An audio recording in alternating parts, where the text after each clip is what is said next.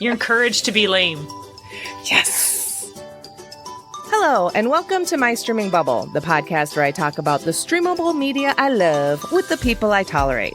I am your TV watching and talking host, Jen, and today I welcome back two very tolerable and questionably honorable guests that haven't been in the bubble in a while.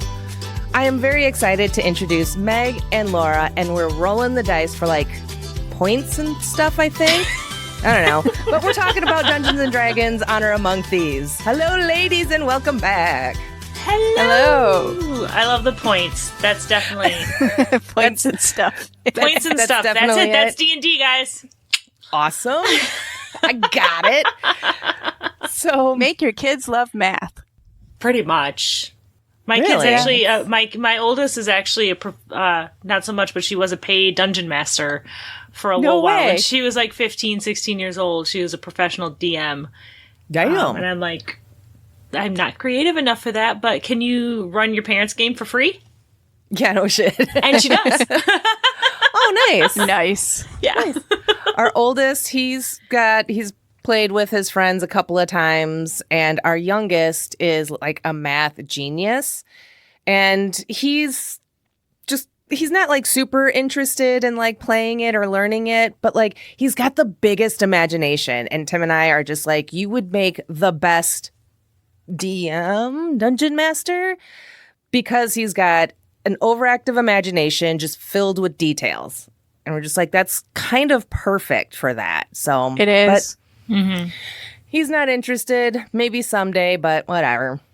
Felix thought he wanted to play in our campaign that we do every other weekend until he saw some of the pictures that our DM uses for the monsters. And he's like, ew, never mind. There's two types of D&D players, the ew or the ooh. Oh. I feel like you either are horny or just want to kill stuff. And there's not a lot of... At least in my... Laura's like, Laura? No, not my experience. Well, my DM is very particular. He has some interesting tastes. Let's just put it that way. Definitely blurs the lines a little bit. Okay. I was going to say that definitely sounds more on the horny side. Yeah, but it's also in like, one of these times I'm actually going to manage to kill you guys. Yeah, that's scare-rousing. I'm in a couple campaigns right now, and one of them is definitely, obviously the one that my child is running. There's no shenanigans or anything like that. Like, there's no flirting with my relatives. That's gross, even in D&D. Yeah. Yes. That's gross. And then I have one with my friends where it's like, yeah, get together and flirt with your friends for a little bit and That kill sounds stuff. right. And kill stuff. Yeah. Stuff? I don't know. Our DM is more about like how can I torture you guys but make it fun? So like before we started our first session, and I cannot believe this was years ago, I was like, oh come on, shake things up a bit. Put the big bad boss guy at the beginning of the game when we're level 1. Oh, and God. he did. TPK immediately. I shouldn't have said that. Almost. But my husband did something really amazingly stupid, and it actually worked. Nice. It means total party kill.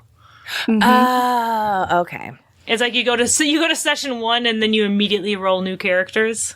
Yes. Well, that didn't happen, and I have had 3 or 4 equally close brushes with death in this campaign since then. But we're in the middle of a boss fight right now. And again, it's because I said something in chat that we're all being tortured right now. And I really need to learn my lesson, but I just don't. You're not gonna, though. You're not. I disagreed with him about puns. I said puns are the highest form of humor, and that's that. So the big boss guy says puns, and if we react to them at all, like groan, laugh, whatever, we take like massive amounts of psychic damage. So it's just this really, you're dead. This really messed up Tasha's hideous, like the hideous laughter, vicious mockery, just messing with you entirely. Yeah, it is awesome. I love that. We should. Jen's like, we got to talk about this movie. Yeah, I could talk about D&D like. Sorry. for forever. I didn't ask your character yet. We'll have to do that later. Yeah, we'll get to that. So yes, let's get into the movie. So yes, we're talking about, and in case people haven't picked up on, I haven't played Dungeons and Dragons. I know in of case it. people haven't picked up on it, hi, we're nerds. Yes, but I do love this movie. Yes, it's fun, and that's why you guys are here, since you guys do play, and I love this movie. I figured, what the hell. So let's get into it, and then we'll rant and tangent as we go on, as per usual. So this is your official a spoiler warning. So if you haven't watched the movie, pause the pod, watch the thing, and come back. Welcome back. So let's see. Content warnings. I don't really think there are any. This movie's No, no. it's pretty family friendly. Oh, yeah. very There's some fantasy violence, but that's that's to be about expected. Yeah. All right. And so what IMDb says, a charming thief and a band of unlikely adventurers embark on an epic quest to retrieve a lost relic. But things go dangerously awry when they run afoul of the wrong people. What I says about this, I says, Jonathan! Sorry, it's just like my favorite. Jonathan! Oh, Jonathan! All right. This was written by Jonathan Goldstein, Sweets, a.k.a. John Francis Daly, and Michael Gilio. It was directed by Jonathan Goldstein, and Sweets. It stars the best Chris Pine, and Michelle Rodriguez, 100%. Regé Jean Page, Justice Smith, Sophia Lillis, Hugh Grant, Chloe Coleman, Daisy Head, and more. You can watch it on Paramount Plus. It's rent or buy on other streamers, but most importantly, it is free at your local library. So we'll start with Laura. What are your general thoughts on the film? I thought it was highly entertaining, and I think it was very accurate to how D&D campaigns really go, because you might have a really good plan and then it gets thrown out the window in like 5 minutes and you just improvise the rest of the way.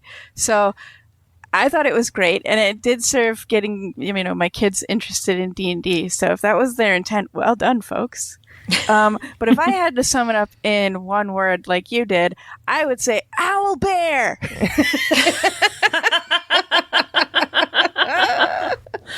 Oh no, I don't have a one-word summary. I'm not surprised at all. One word, it could not be me. Command is my least favorite spell. No, I'm just kidding. It has to be one word. Because it's one word. No, I really enjoyed this movie. I think it did such a good job of, like Laura said, of being a lot like what actually playing D&D is like. I think a lot of people who don't play D&D hear it and they think like Lord of the Rings and this epic, tragic adventure, and it can be those things, but most of the time it's just fucking up. Yeah. Most of the time it's the Wish version, right? Yeah, most of the time it's hijinks and unnecessary complications. Like it's spending. The only thing I was sad that they didn't really have in this was them spending a good 20 minutes trying to open an unlocked, untrapped door. Because that is the most D&D thing in the history of D&D. And then the minute you let your guard down, there's a mimic. No, I think this movie was really fun, and I think it did a lot to portray how fun D&D can be, because I do feel like it was overall pretty accurate to the game, and I appreciated that they had, and I'm curious about who it was, they had someone who knew all the D&D rules kind of inside and out there to kind of be like a technical advisor, which was really cool. But they ultimately followed the rule of cool, which all DMs do. As you do. As you do, because that's the best rule. No, it was fun. And yeah, Chris Pine is hilarious. Mm-hmm. And yeah. The best Chris. The best Chris. He's so handsome. Did you find yourself during the movie, like, trying to figure out what they would have rolled on their D20 when they try to do something? Because I was doing that constantly. Oh, I bet he rolled a 1. Well, you know, when he messes up the concentration when that was... in the bard, and I'm like, that right there failed his concentration save 100%. I really loved that part, by the way. The slow motion, like a tape, like an old cassette tape failing. Mm-hmm. It was just awesome.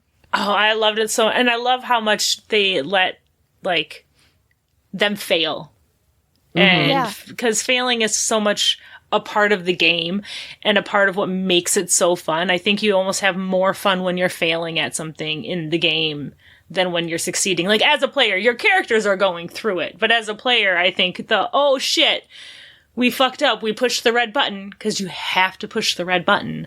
Obviously. Mm-hmm. And watching those shenanigans. And I think the scene on the beach when they were talking about, like, I'm sorry, I'm already getting into the weeds and more specific because I can't do it. I know. Well, I'll give my general thoughts real quick, and then you guys can just take over. Yay! Yay! I mean, I don't really have too much to add. I don't play D&D, as I've said, but I thought this movie is a lot of fun, and I absolutely love it. And yeah, you don't need to know the game to enjoy the movie. And yeah, it's hilarious. It's just so much fun, and it's just so funny, and there's like sweet parts to it and everything. And it doesn't feel like a very like high stakes game where you're just like, oh my God, everyone's constantly in danger. And so I think it makes it more of like a fun, relaxing watch, and it's family friendly. You got the concentration magic with the Edgin or whatever, and his face gets all morphed, and that is hilarious. You have a pudgy dragon, which I'm absolutely fucking in love with, the pudgy dragon. That dragon is hanging on my Christmas tree. Oh my God, that's awesome. I love that. Why don't I have that? I want a stuffy. It was a Hallmark ornament. Nice. Oh my God. I need it. So in the app that we use for our D&D game, if you roll a nat 20, the fat dragon comes out on your screen for a minute. And I'm just like, yes, I love you. Oh, I love that so much. I love the pudgy dragon. So, all right. So let's see. Okay, D&D class. Who is who in what? So, I don't know. What am I? Oh, God. Well, you're talking about us. Oh, no, that's a lot of pressure. Well, in the current campaign that I play a rogue. A tabaxi rogue, to be exact. So I'm a cat person. Fun. Like, literally cat person. Nice. The cat rogue is, like, perfect. My main one that I've been playing a lot, it's so cliche. I'm a wood elf ranger. That is cliche. It is so cliche. But I expect her as a rogue to start with. And okay, this is hilarious. Because I started as a rogue. I'm basically Vex from Vox Machina by accident. Okay. I have a broom now and everything. No way. Does it fly? It does. This is great. That's awesome. So I started out as a rogue, and then I took some levels in Ranger because I met this little, like... Do you remember the adipose from Doctor Who? Mm-hmm. Yes. I met a tree spirit that was like that, and I was like, it is my pet. Nice. Okay, but to give you more context, you know how I told you the big boss happened at the beginning? Well, it was a Tarrasque. And we killed it, which caused it to get reborn as a baby Tarrasque, and I made it my companion. Oh, I love that. And it's going to grow up and eat you. I awakened it, so it's smarter than some of our party members. So what is that? What is that? I will look up a picture and put it in the chat. Can I do that? Yeah, you could do that. Okay.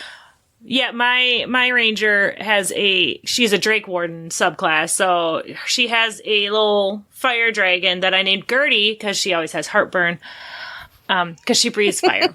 Because I'm very cool. I love it. I love that too. But yeah, so it's the most cliche character, but she is obsessed with tacos, of course.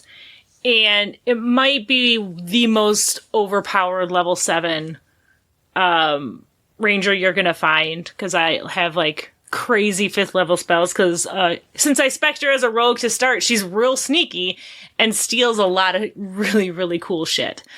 Oh, I cannot share. But yeah, that sounds cool.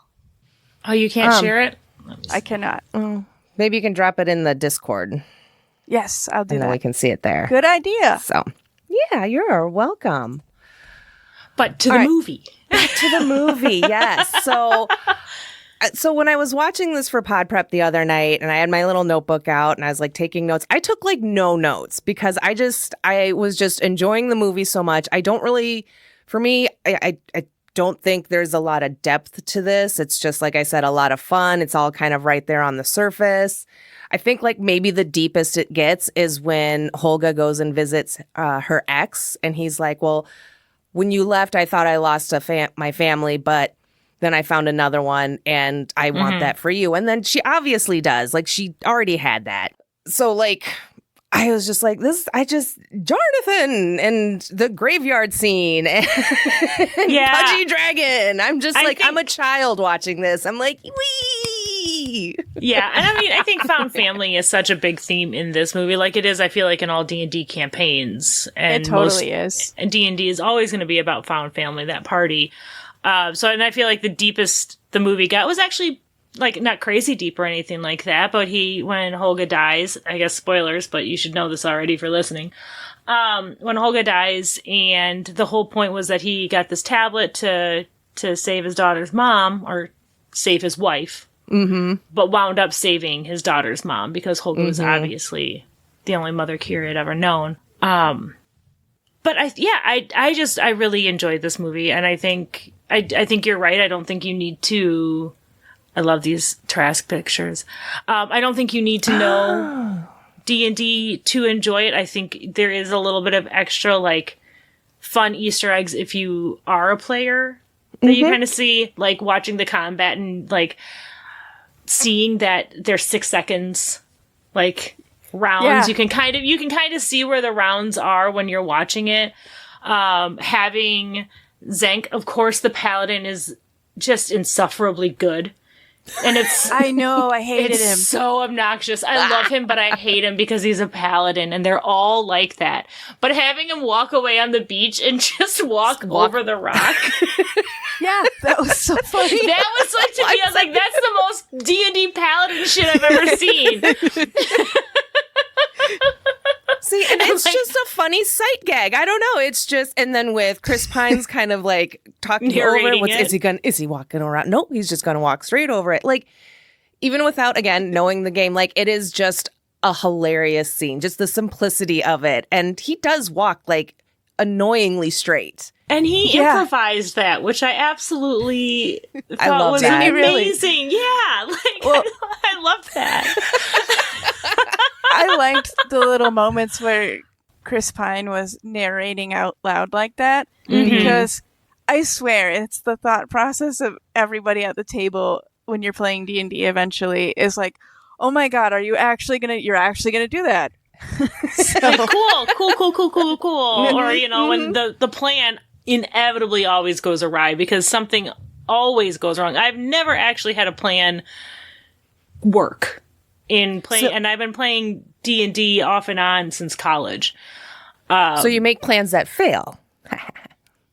Because you have to start somewhere. You got to start somewhere, and the dice decide. Ultimately, the dice, like, you can have the best plan, but if you're rolling a nat 1, you're fucked. Yeah. You know, I used to really hate it when I rolled a 1 when I first started playing. Like, I could not accept failure. So this movie does a good job in making you embrace that. Yeah, it does. But yeah, the projection of Ed playing the lute just kind of falling apart. I thought that was probably one of my favorite, like, things where you're watching it and you can see them all sitting around the table. Like, you can see the people, like, in your mind's eye kind of sitting around the table doing this. Because ultimately that's what it is. It's about spending time with your friends and playing make-believe with your friends and going on adventures. And it's so much fun. And I think this movie just did such a good job. Because, yeah, it could have really easily tried to go super serious and dark. And that's kind of why I love Reggie John Page's character being such a typical kind of stock pally character. Yeah. Like, just obnoxious. Like, clearly this guy is lawful good. Yep. And takes his oath way too seriously. It's the worst alignment. It is, and it's just, and it's so frustrating, especially when he's in a group with a bunch of chaotic, good, neutral, like, yeah, plucking you know him in the group of all of these little like chaos gremlins is, but it grounds it in the best possible way, because he is very much like someone you would expect to have walked off of Lord of the Rings or something like that. And just stumbled into this mess, this Monty Python, basically, situation. And it's just, I don't know, it's fun. It's not super deep, but it is really, really fun. Yeah. Yeah, but it doesn't really need to be, because I mean, that's the way it is when you're playing at the table as well. It's not super deep most of the time. It's just a lot of fun. Until the comic relief sacrifices himself to save the rest of the party. Yeah. Oh no! He holds the door back. While everyone else escapes. Sorry. Oh, I didn't even think about Why'd you go there? I'm upset. It's such a fantasy trope, though. It is. But for a reason. I mean, that did make it one of my favorite things about Game of Thrones. Was that moment? They revealed what that was. I was like, oh my god, you're kidding. How did I not see that? I love it. I think other than like pudgy like every scene is fucking amazing and a lot of fun, as we've said, and we'll continue to say. But I think my favorite is the graveyard bit. Because for sure. What I love about that is that they have to dig up so many people because like in any other kind of more serious movie, they dig up the first body and they'd have all the information. But here they have to dig up like a handful of bodies, get it pieced together. One guy dies in a bathtub, like getting out of a bath. So he wasn't even part of the battle. And just the frustration. It was his brother. And the frustration within Ed just is hilarious. And he doesn't care if he asks all 5 questions. Like, and I. That's the start of a BBEG right there, man. leaving him without the last question. Man, that was hilarious. So I think that is my favorite overall like scene, not just like moment or anything, but because it's the number of people they take up and they all die like right away. It's awesome. I love it. And that's such a fun showing of the mechanics too, because Speak with Dead is a spell in D&D, but like they have an amulet kind of situation in the movie rather than having to cast the spell Speak with Dead, which you can only cast so many times per day. And you have to be a specific, I think it's a cleric. Yeah, you have to be a cleric usually to do it, if I remember correctly. I think the rules are a little looser in 5e now with that. That's true. Either way, you have to cast a spell, and just the having to do the 5 questions and asking somebody else a question doesn't always. I love that little moment where they first mess up and he just keeps, and because that again, so much of this feels like you're watching people play D&D, and I mean that in the absolute best way. Yeah, it does. You know what would have been a really good Easter egg in that scene, though? What is the airspeed of an unladen swallow? Like, I would have died. African or European? And then what? Exactly. Then what if the corpse asks questions? Then who knows? I know. I want to know what happens. But I do love that he was just like, "Do you like cats? What's your favorite book?" All right, we're done. Yep. I was like, "Ed, you're such a dick." But I mean, that being said, I laughed a ton at the pudgy dragon rolling. Oh, yes. Pudgy I can't even get through the sentence. It's just so funny. I love it. Of course dragons get fat when they're on their hordes all the time. Finally, someone portrays that accurately.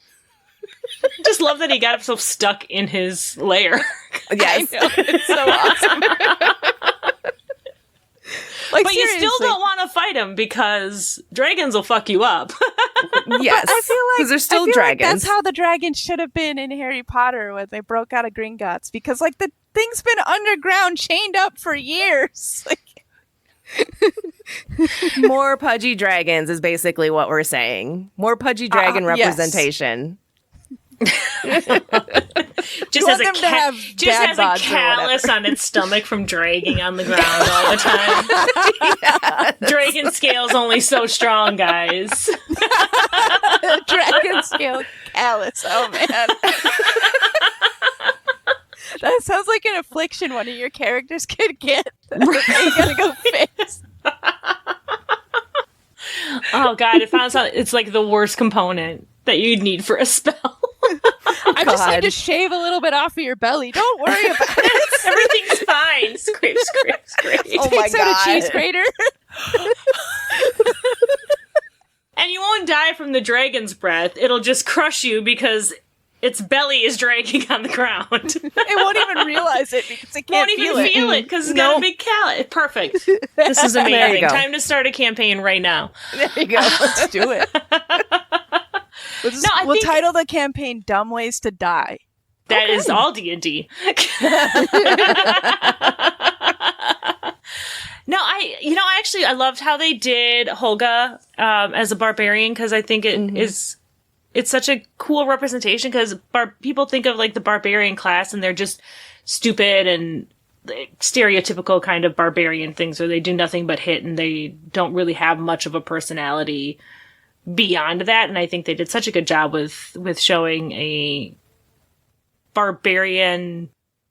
I don't know, like there's more depth to her, I guess, than you would normally kind of see in a barbarian in these kinds of things. It kind of reminded me of barbarians from like Diablo. You know, they're strong, powerful hitters and all that good stuff, but they actually have their own lore and you know, interactions with people, and they're capable of holding a real conversation. Like, right, they're not just killing machines. They're right. They're like, and you could see that she had a culture. She got kicked out of her tribe and stuff like that, but she had a family and she had a home and stuff like that. But I think it's fun. I love that Hugh Grant is in this movie because he's just seems so odd with him in it, but it's kind of perfect with him as Forge, the con man, and it just tickles me. I don't know why. Yeah, I thought it was a perfect casting, honestly, because he does kind of come off as a little bit sleazy most of the time anyway. yeah. So No offense, Hugh. No offense. I didn't know that Seraphina, my brain is Sophina. mush. Sophina is played by Giles's daughter. What? No way. Anthony Head's daughter plays Sophina. I did It was not his- know that. And she was in Shadow and Bone. She was. Was she? Yeah, It's she been was so long since I saw the- Shadow and Bone. Like in season 1, she like the cosmetic-y one or whatever. She makes people pretty and covers their scars, and then Jenya. and then Jenya. Thank you. Yeah, You're welcome. that was her. And say I don't have the brain power to. This movie is about all I can focus, and I can't even focus on that right now. No, Normally I'm terrible with names, but I read the books, so I have that Fair. to draw back on. There They are you good go. books for sure. I've read them years and years ago, but yeah, I don't know. I'm sad that this movie wasn't as successful at the box office, but I'm blaming COVID Yeah, Yeah, me too. for a lot of that. yeah, It deserved better than what it got. Like, agreed. I loved it. and I mean, think we should still get a sequel. we should. And like, I can go back and watch Pudgy Dragon all over again, and I'll laugh just as hard as the first time. You can just watch the same movie from the dragon's perspective. It's a really, really short movie, though. Yeah. It's just him rolling around in gold, and then 5 minutes of these assholes coming into his lair, and then the rest of the movie is him rolling back around, saying, "Dang those kids!" Scrooge McDuck pops in for a Yep. cameo. He can't even Similar. jump into his horde like Scrooge. He does a belly flop and it all goes flying. Just The drags. displacement. So, and I read somewhere, it was like a comment on probably a TikTok or something on one of the TikTokies about if they did a sequel to this, that they should recast the characters, but the characters would remain the same. So then it gives it more of like that D&D feel. I mean, I like it. Like, do you think that would fly? Would that be, depending on who they imply cast? that they died at some point and had to roll up a new character. Yeah. Do you mean like the same actors playing different characters, or different different playing actors the same playing characters? Yeah, different actors playing the same characters. I think that's what the Oh, comment was. okay. So it's like a pre-made one-shot campaign. Sure. I don't know how that would work. I would almost kind of like the same actors playing different characters, because it would be like they all died and they have to start over again. They can even Oh, make God. references and be like, "What? I don't know what you're talking about. I've always been this." Okay. Interesting. So I have a question for you. What was your reaction when you saw the gelatinous cube? You talking about me? Yeah. Or Jen? Oh, I thought it was hilarious. I loved it so much. It's just such a fun, like, scary, weird, seemingly harmless kind of thing. A gelatinous cube is also hanging on my Christmas tree. I love it. Nice. Wait, is it actually like a jelly texture though? It's not actually a jelly texture, because that would be disgusting very, very quickly. I have pets. That's fair. So do I. Yeah. Yeah. But no, we have quite a few D&D kind of, like, all my family but my youngest plays D&D, so we have quite a few little D&D ornaments in there. That's awesome. No, when I saw the gelatinous cube, I was like, "Oh my god! I was so I excited. bet somebody's gonna go in it." Well, of course, if it's there, someone is going to go in it. Like, that's 100% what's going to happen every single time. Right. You don't put a gelatinous cube on scene and then not go in it. Yeah. It's Chekhov's cube. Duh. So I have a question about these red wizards. I'm guessing they exist in the game as well. No. I don't think so. I think you might find something similar in like those pre-built kind of campaigns, but not. I don't recall anything quite like what they were in the movie. Yeah, Interesting. like, I think there's a lot of stuff like on tabletop role-playing games and D&D in particular, since that's what we're talking about, where a lot of it is pretty homebrew, which means that it's something that the game master or the dungeon master kind of creates in their own head and part of the whatever world that they decide to create. So having like an order of like evil mages, 100% all over D&D. Like, that's just, it's a thing. Okay. Having like an order of an opposing force, like what was Dorican? I can't remember. My brain is mush. But like having like a king corrupted by an evil wizard, that's kind of like, we see that in Lord of the Rings too, honestly. Yeah. That is very, very like a universal kind of thing. But this particular group of the Red Wizards and stuff like that was very much like a homebrew within that world. Gotcha. Okay. So like, I think the only thing that you really like, the spells that they do, that they don't really mention like spells by word, but the spells, a lot of the enemies, like animals, I can't remember if that was a displacer beast in the maze. You know what? I can't remember either. I'm gonna look it up. But like the gelatinous cube, and the classes and species and stuff like that they do. Like, they have tabaxis in there, which is fun, which is the cat people. I don't think they have kenkus, which are bird people. Jarnathan is not a kenku. No, he's something else. They mention it too at the beginning. Starts with an So A. that is a displacer beast, by the way. It is a displacer beast, yeah. So like Thank a you lot very of the much. monsters and stuff like that, those are like kind of core D&D, like in the monster manual and in the player's handbooks. Well, not in the player's handbooks, but in the monster manuals. But like the specifics of orders and stuff like that, not really. I could be mistaken though. It is in the Forgotten Realms, I think, right? Is the world it takes place in. So like you could probably go on to D&D Beyond and they'll have input all of this stuff from the movie into D&D Beyond so you can use it as part of your game. Like they do that with Rick and Morty. Okay. Yeah, that is something. Yeah. But yeah, I don't know. This movie's fun. I wish they had more of it. I loved Simon trying to attune to the helmet. Yeah, I love Simon. He is just absolutely adorable. Just through the whole movie, just his lack of self-confidence and almost being confident in his lack of self-confidence, which just cracks me up. But and then he attunes and it's him holding himself back all along. Classic. And he's just such a little cutie patootie in this. I just love him so much. A little level 1 sorcerer trying to figure his stuff out. Yeah, they did a good job with that because there's a huge progression when you're playing D&D for long enough from complete ineptitude to, oh my god, I can actually pull this off, to like god tier. They didn't make it that far. No. But he progressed quite a lot. Verily. What? No, I'm sorry.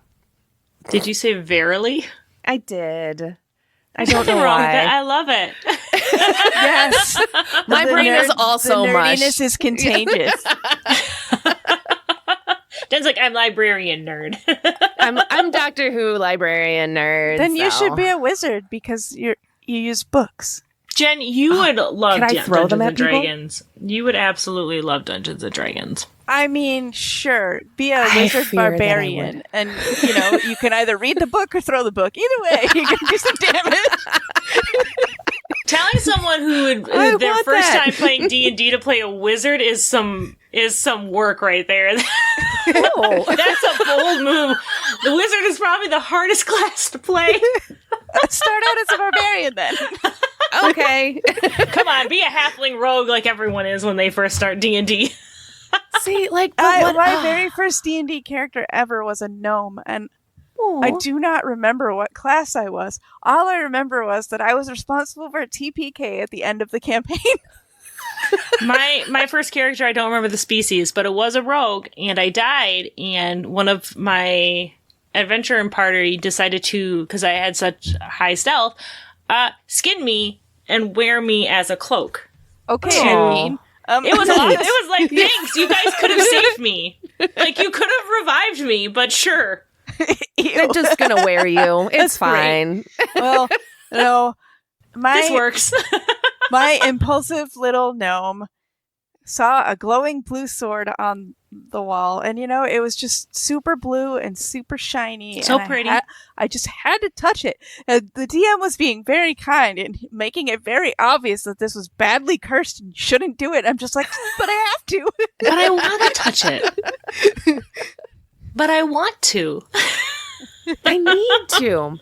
See, what if I play and then it's like, and then I like love it a lot. Like, I don't need any more things to like be you obsessed don't want with. to like dedicate 6. The nice thing about D&D, if you start playing, is you'll like play 3 sessions and then scheduling will never work out and you'll never be able to play again. Fair enough. That's the issue that the oldest has run into. Scheduling is always the biggest, baddest evil guy when it comes to playing Dungeons and Dragons, especially as you become an adult and have adult responsibilities. Trying to find a day that everybody can always get together is tough. My in-person game, I have one that's in my dining room, which is awesome. And then the other one is an hour away, so it's an hour drive to go there. But thankfully, the way it runs is it's a guild hall, so you don't have to be at every session. If you're not there, then you're just not on that adventure with. Okay. And there's like 20 people in the party that kind of rotate through. Oh, okay. Which is fun. We were talking about scheduling being the biggest enemy. I I chuckled because I thought of Calendar Man from DC Comics. He finally has an impact.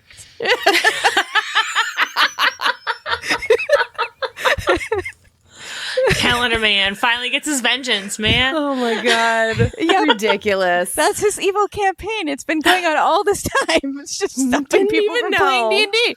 Oh gosh, that was actually one of the bright parts, because I hadn't played D&D in so long, but that was one of the bright spots during COVID for me, was being on an online, because it's a lot easier to get things working if you're doing online gameplay and stuff like that, and they've made it really, really accessible to everybody. So that was what I did, is I played a ton of Dungeons and Dragons with people because no one had anything else to do. So scheduling was always wide open.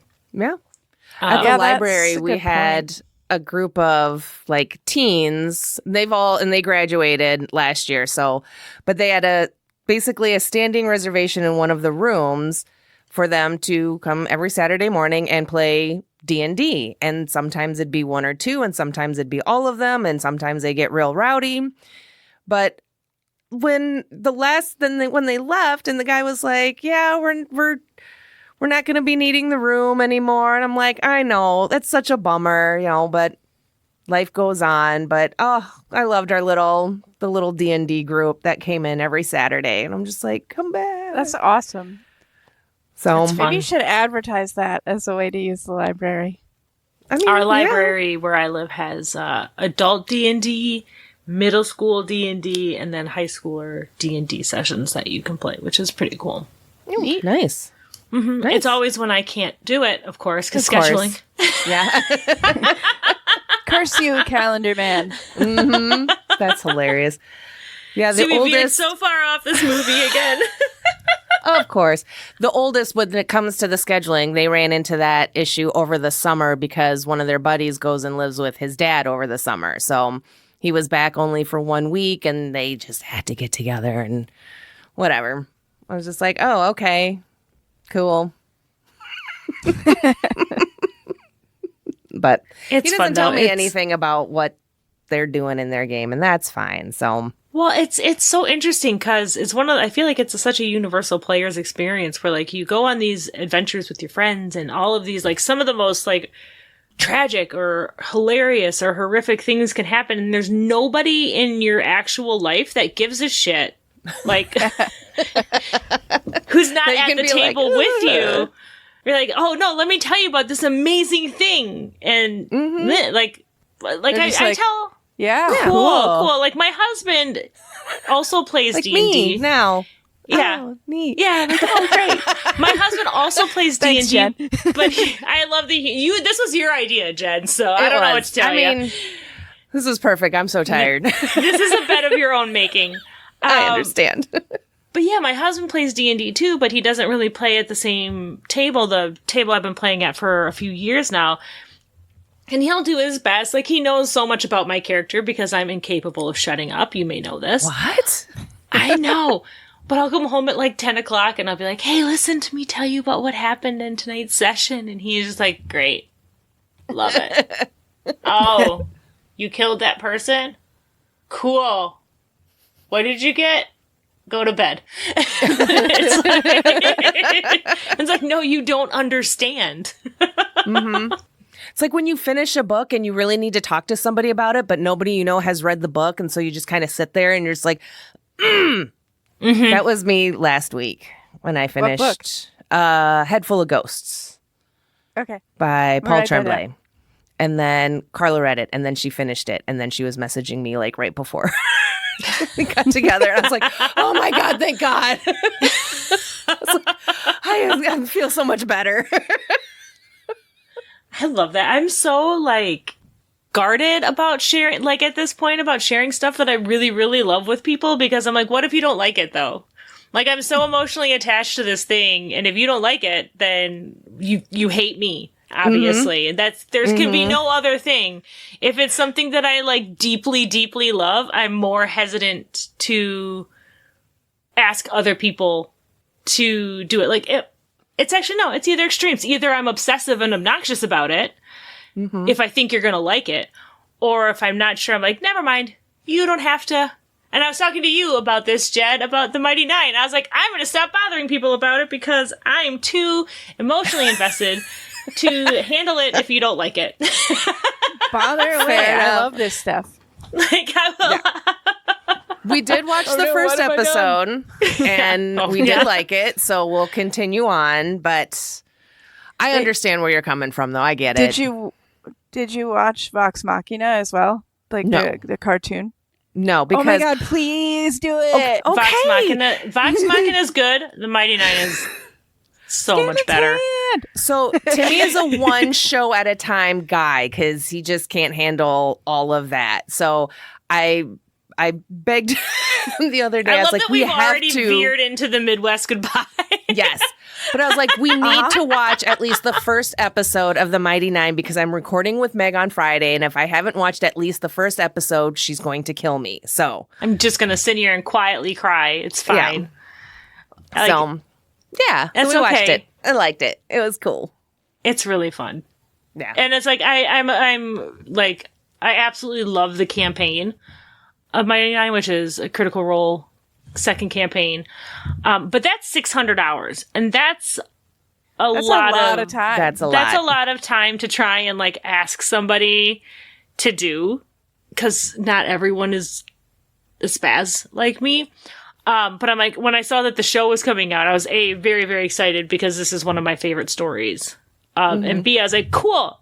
I can make people watch 8 hours. Yeah. There's a better chance of that happening. So. But then I'm like, just kidding. You might not like it. And then I can't handle it if you don't like it. No, I'm just kidding. It's fine. No, you're not. I'm not. You're not kidding. I can handle it if you... It's not fine. Yeah. It's not fine. Everything is awful. I can handle it if you don't like it, Jen. It's okay. Really? But I think you'll like it a lot. Yeah. I like it. I liked it. That was a good first episode. So we're all in. But all right, let's get back to anything else about the movie. I mean, I think we just touched went on all the side characters. Quest. Yeah, it's fine. Yeah, I think I got lost on the way because I'm like, where were we? We talked about a fat dragon, which turned into a callus on his stomach. Yeah, and then we talked about Simon trying to attune to the helmet, which I thought was really interesting to watch him have a hard time attuning to it, because that's something that I feel like is fairly different from the campaign, like playing D&D, because with attuning, you just kind of have to spend an hour with it, and usually you don't really have a problem with attuning to it. At least I haven't. I haven't so far. Yeah. Okay. I have to say it. I really, really, really love owl bears. So when the owl bear scene happened and it was just so wonderfully executed, I was like, okay, I don't need to see the rest of the movie. I'm happy. I'm going. It's great. Watching Dork Wildshape was awesome. Oh, her escape, that was a lot of fun. And changes into all sorts of different things, like a deer. She turned into a deer. Awesome. Olga was very excited. A deer. Olga's like, see? She's like, yeah, great at the end, but I love those two. Have either of you played Baldur's Gate 3? No. Because there's owl bears in that too, and I have to get the baby owl bear. I have to. I will restart my entire game if I don't. I love that. No, owl bears are fantastic. They're so fun. Not so much to fight because they're scary, but they're fun and they're really cute. Wild shape ever. Yeah. Yeah. That was pretty cool. It made me want to try playing as a druid. Druids are interesting. My husband Marty is currently playing a druid in our campaign. He decided to model her after Storm. So she's an Air Genasi druid. I'm sorry. And then he was trying to be all precious about not having a familiar, because Storm, I'm like, no, get your goddamn familiar. You're not actually Storm. He totally missed the boat. He could have just had a Wolverine as his familiar. He had thought about, like, that was a good thing. I don't know. My character just picked up a pig. Like a little dwarf pig. Like like a little seed, Potbelly pig. little seed Oh bacon. my Yeah, like a little dwarf potbelly pig named Petal. God. Of course. That's perfect. Of course. And then the barbarian on our table right now decided to buy a badger, and it's kind of become this badger hates him a little bit, so he takes 1 point of damage every day because his badger is just like Badgering? rabid. Ew. I don't know. Just, like attacking him kind of at all times. Kind of like having a He cat. rolled really low on his animal handling. So this badger, like he's sleeping at night and the badger's just gnawing on him.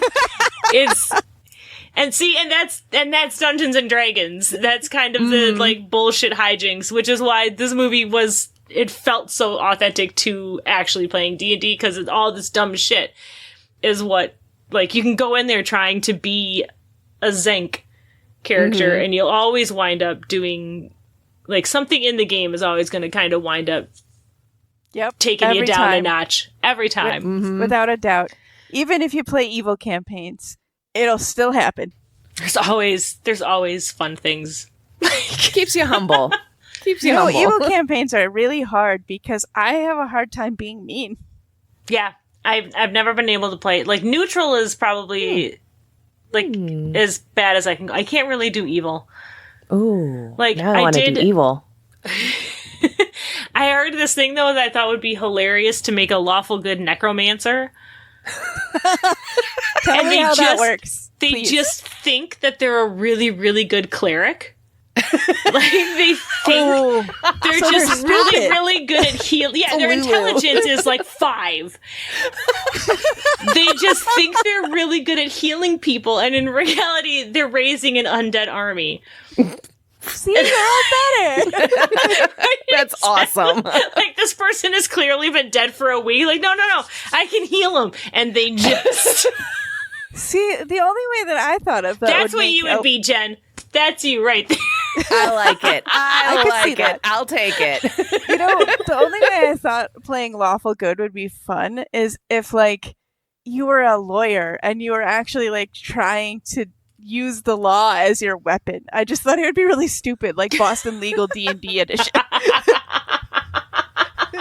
Oh my god. Oh, gosh. I'm sad. I haven't played D&D in a while. Now I want to play again. I'll play. I just gotta get some time on my schedule. Let me just check my schedule. I'll see. So maybe sometime in February. That's No, optimistic. February is a really short month. I can't do that. It's too short. Can't do it. Let's look at August. No, that's my birthday month. It's back to school, man. Our kids go back to school in September, so August it would either way. August is not the preparing point. for back to school. Yeah. Oh, yeah. Dude, as soon as school totally ends, prepare they're for like, that. prepare for back to school. Like, no, they just fucking left. They have half of their supplies still. I'm good. I know, right? shit. They're still in their, like, boxes. What are you I'm doing? so glad I bought all these notebooks that they never touched. No, they write just everything on, like, a McDonald's napkin. I'm like, this is not your notes. What are you doing? Oh, yeah. They just reuse everything until it's no good. But all right. Well, this has been a lot of fun. It truly, truly has. I've learned absolutely nothing about D&D. I thought you were like, I've learned more than I wanted to or ever asked. But And nothing we- useful. And we did technically talk about the movie. I just kind of not surprised that we're just like, yeah, we love it. End of discussion. Wee. Hey. Like, yeah, we can do a Just deep go watch it, character it's fun. analysis. But No. why? But why? Why? They're not that deep, though. Like, No. No. No, they're not. They're not. They're all tropes, and we love them. But I love them. Oh, I will say the one reference that I did get in the movie was when they're going through the maze thing, and there's that other group, and they're dressed as the old school D&D from the animated series. Because Oh, yeah. Yeah. I remember the animated series, and it's hilarious because I'd only ever watched the beginning, but I'd never watched the show. Couldn't tell you why, but I loved the beginning. I thought the beginning was so cool, and then it ends, like the intro ends with them kind of like almost like on a roller coaster going into like a cave or something. I can't hear That's my mouth. hilarious. But I then only watched that it was for it. the intro. Yeah. And you watched the intro enough to recognize the characters from a real brief glimpse in this movie, which is amazing. I was Tell me very your much ADHD captivated without telling me your ADHD. Man, if I'd have known then that's what was going on, no. I She would have watched the whole episode, at least one. At least once, most of it. I do love that the whole cast played, like, done D&D for like several hours to get ready for it, which I thought was so, like, I liked that. It gave us some authenticity. I have to talk about the movie again. Like, we have to get a little best bit. way to prepare for a movie is to be able to play a game. It's the only kind get of ready. method acting that I can support. Like, seriously. Yeah.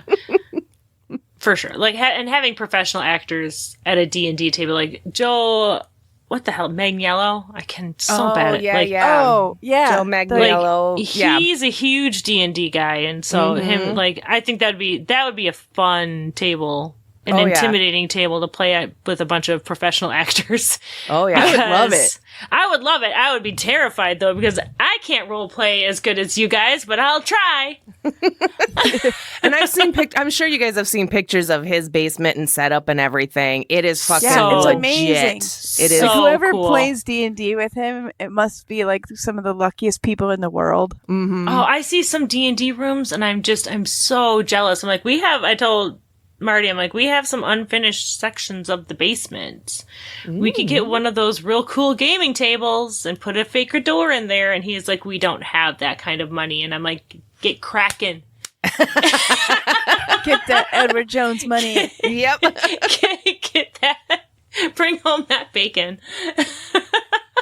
So I can have a D&D room. Priorities. What every Like girl it. wants. I want my $5,000 table and all of the minis in the world. Give me that wormwood. Wow, that's specific. It's the most expensive D&D table I could think of that's not totally custom. Fair. Anyway, yeah, we talked about the Anyway. movie for 5 minutes. Yeah. You know, and honestly, I kind of had a feeling this was how it was going to go. I was like, oh, I'm inviting Meg and Laura to talk about a movie about a game they both play. This is going to go great. What could go wrong? Nothing went wrong. This has been great. Nothing This at all. has gone exactly how I thought it was going to go. I understood like 40% of the conversation, and that's only because like that 40% contained like 20% of the movie. You learned what a TPK is and a BBEG. I didn't get the definition. Big Bad Evil Guy. Oh, okay. That makes It's very sense. serious terms here. It is very legit. It sounds very scientific. Mm-hmm. Yeah. All right. Anything left about the movie? I was going to Any say, stray bubbles? No. Yes, I need to be specific. Nope. I want to go watch it again. I know, it was fun. I forgot, like, I really liked it. I haven't watched it in a while. I forgot how much I enjoyed it, so it was fun to watch again. It was. I just pretty much smiled the entire time and just kind of giggling to myself. And I'm just like, God, this movie's fucking hilarious. So, all right. Well, then on to the Midwest goodbye. The beginning of the end. We've done the whelp knee slap and we're at the door. And we're going to spend another like 45 minutes saying our goodbyes. First up is the 6 Degrees of Nicolas Cage. And that's where we connect this movie to Nicolas Cage in 6 steps or less. Why? Why the fuck not? So, Laura, how'd you do? I went the easy route. Okay, Chris Pine was in Into the Spider-Verse, and so God damn it, was did we Nick all Cage. do the same We one? all did the same one. Well, it's Into the Spider-Verse, you guys. Oh, yeah. And it's Chris Pine. And like, how do you not go I with love how totally we each Chris have a Pine? different emphasis on this chain. I'm like, Into the Spider-Verse. And you're like, Chris Pine. That's the fastest 6 degrees of Nicolas Cage ever for 3 people. I love it. I've never had a record of being a speedrunner, but there you go. There you go. Oh my god! I think before you hopped on, Laura, Jen and I were talking, and I was like, I didn't even need to use Oracle of Bacon for it, and she was just like, I was like, it was real fast, and she goes, oh, I think we have the same. I'm like, 100%. Thanks for letting me go first. Yeah, you're welcome. Damn alphabet. Suckers. Damn alphabet. Tell me about it. Now I look like right. I'm copying Laura. And then I look like I'm copying both of you. That's fine. Oh, it's trouble life. It's a hard time. It is. I'm flattered. As you can be, I guess. All right. Up next is what's been streaming in your bubble. So we'll let Meg go first this time. Meg, what have you been watching or reading? What have you been playing? What you been up to? Oh, well, it's going to shock nobody. I've been rewatching the Critical Role Campaign 299 again because I'm very cool. I wanted to rewatch it before the show premiered, but again, it's 600 hours. That's a lot of hours. Yeah, but I'm in the home stretch. I'm in episode 126 out of 143 right now, so I only have 27 more hours or something like that. I don't know. I have a lot to go. I don't care. I love it. That sounds more doable, though. That sounds easy peasy. I love it. I'm a slut for angst, and it's an angsty campaign. And then also I'm watching the animated Mighty Nine because, of course, I am. Mm-hmm. I'm not reading anything right now, but I bought a whole bunch of Christmas rom-coms because I have 2 weeks off pretty soon. So I bought like 4 Christmas romance. Oh my God. So like Hallmark movies as books? Yes, my tastes are varied, Oh my obviously. I have a lot of interests, you guys, but one of them is their rival Christmas tree farms. It's called Merry Christmas, You Filthy Animal, I think. I can't remember. And one was trying to save his family's Christmas tree farm, and she's opening up a new one right next door. I think they're gonna fall in love. No. What? I love It's like taking everything in me to wait to start reading these until I'm off of work. Because I got like either 4 or 6 books, and I'm just like, I have 2 weeks off. That is what I'm going to be doing. This is also kind of why I want to finish watching the campaign again, because I am obsessed and I just keep watching. But yeah, so I got Christmas books, Christmas rom-coms. And Warring Christmas tree farms. I can't get that out of my head. Oh. It's the funniest shit I've ever heard. I'm so Oh, excited. please tell me one of them is called O Tannenbaum, please.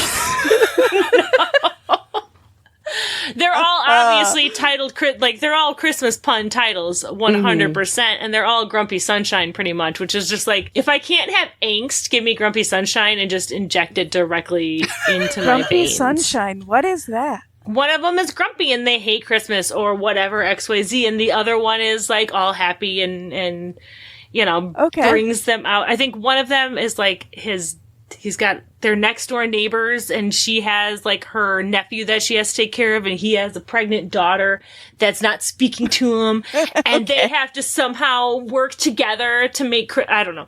I don't care. I'm so excited. I spent an hour at the bookstore reading. Yeah, I bought them. I'm sorry, Jen. I didn't get them from the library. I'm sorry. Tisk. I go to the library all the time. And then the other thing I'm watching is I just started watching Heated Rivalry on HBO Max, which is reminding me of a favorite fan fiction of mine, but it's, you know, gay hockey players, forbidden love. Oh my God. It's entertaining. It's good. It's real horny. I'm gonna recommend that show to my daughter because she's playing hockey right now. Nice. Like she's literally at a How old hockey is your game. daughter? She'll be 16 at the end of the month. Okay. There's a lot of sex. Oh, good. She'll get all embarrassed. Watch Shorzy. Watch it with her and really horrify her, because I don't even know if I want to watch this with my husband. I'm not sure how embarrassed she would get because she started having us watch Outlander together. I love Outlander. New season, Yes. final season's coming up.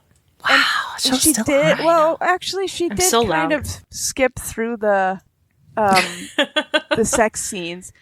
So maybe she is embarrassed. So I'll have to hold the remote so she can't do that. So she can't jump through. Amazing. Diabolical. Like, I'm the best. I don't know how much of the show you would see without the sex scenes, if I'm being honest. There's a lot of sex. Oh my god, that's a great experiment. Like, take romantic shows and movies and whatnot, and then like take all the sex scenes out and see how much of a show is left. Not Well, much. and it's very LGBTQ sex positive, and Well, I mean that's good. Which is it's good, and it's based on a book series. Big oh my shock. gosh, really? Yeah, which I haven't read the books yet. But one of my favorite Dean and Cass fan fictions is about is when they're hockey players. Call for all you young hockey players out there, pay attention. Oh wow, I could actually see that being feasible too. It's so good. Like, and I'm a little biased. My friend wrote it, but even if she hadn't wrote it, it's really, really, really. I would always recommend it. It's so good. Awesome. But now I'm done. I'm going to be quiet for 14 seconds. Yeah, okay. One, That's two. Laura spends her whole time. Laura spends her whole time just counting. and then Meg didn't even make it 14. She didn't even make Of course I 5 didn't. We seconds. knew that was going to happen. All right, Laura, hurry up and go. What's been streaming in your bubble?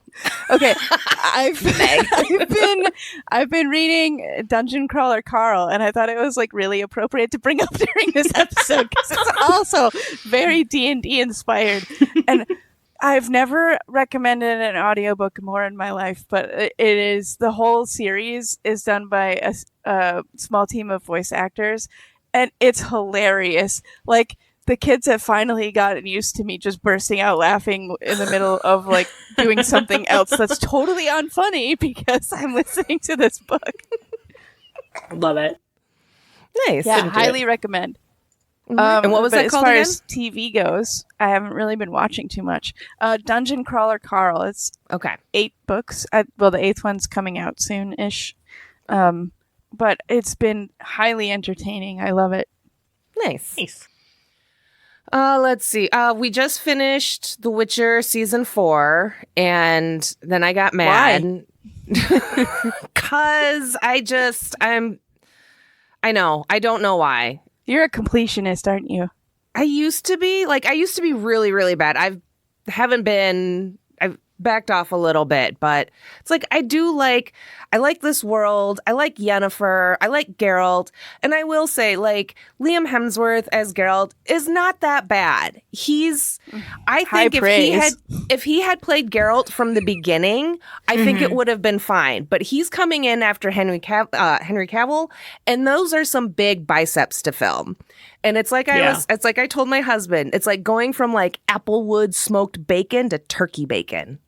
And I wish I could find a nicer way to say that, because he does a good job. He's not a bad Geralt, but He's just suffering from the comparison. Exactly. But I like Yennefer's story and everything. And Ciri was just pissing me off this fucking season, but whatever. She's good at that. I got real mad, and so the next day I recorded a mini bubble while it was still fresh and while I was still annoyed, but that won't be coming out until January. But I was like, God fucking damn it.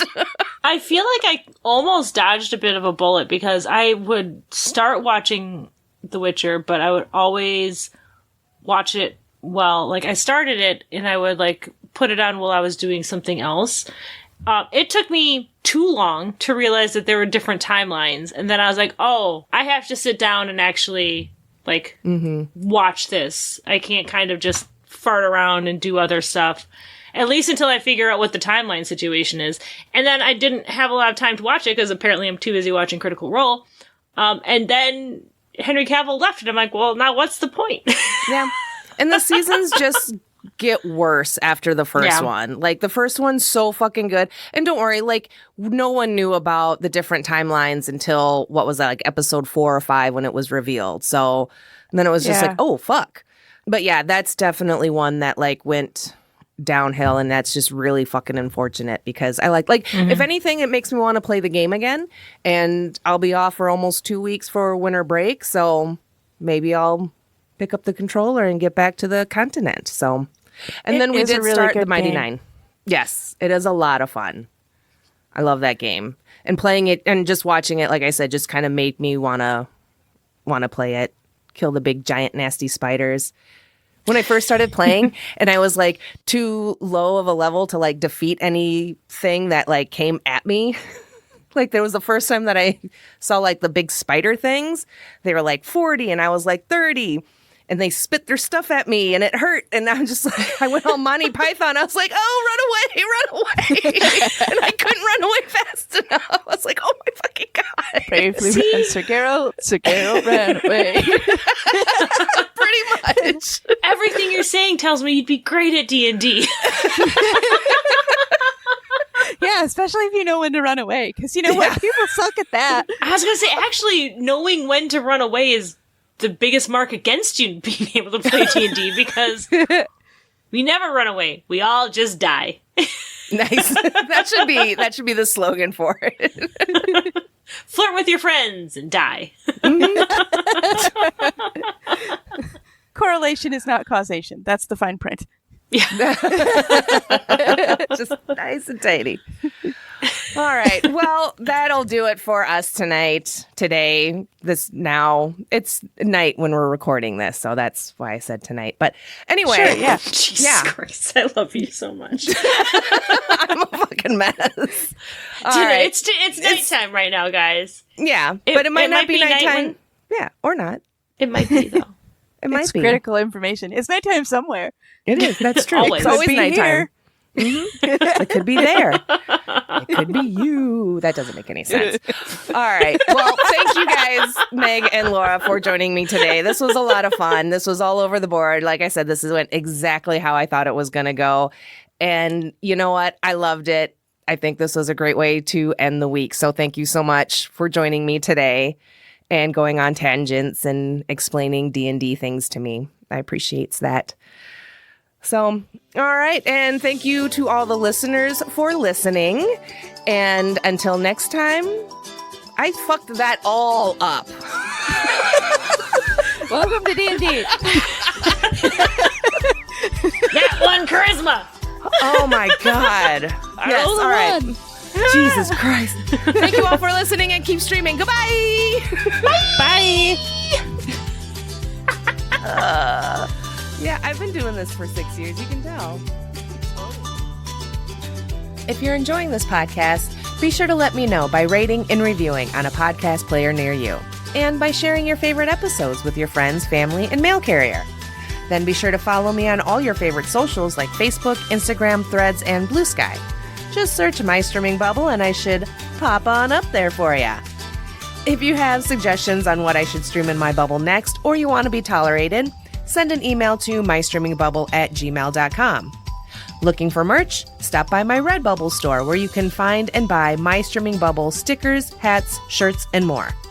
You can also head over to buymeacoffee.com and, well, buy me a coffee. Need more podcast me in your life? Then be sure to check out my other podcast, Twin It to Win It. That's a monthly podcast that I co-host with my podcast brain twin, Erin from It's a Fandom Thing, where we test our twinningness by trying to guess if we both feel the same way about different horror movies. You can find and follow us on Facebook, Instagram, Threads, and Blue Sky. And most importantly, you can listen, rate, review, and share from most podcast players. Thank you for your support and keep streaming. Goodbye.